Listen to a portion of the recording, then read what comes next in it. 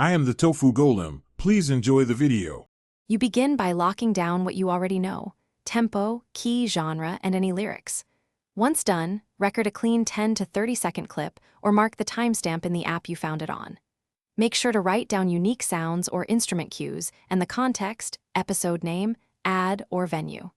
This focused set of identifiers lets you move fast. You'll use them immediately to narrow searches across apps and forums. You now run a sequence of searches. First, you Shazam or SoundHound, and then feed exact lyric lines into Google with quotes. Once done, check the streaming platform's comments, episode credits, or subtitle files for music metadata. If those fail, post your clip and context to Reddit, musician discords, or Facebook groups dedicated to ID. Make sure to note timestamps and alternative spellings. Community members often spot obscure tracks from tiny details.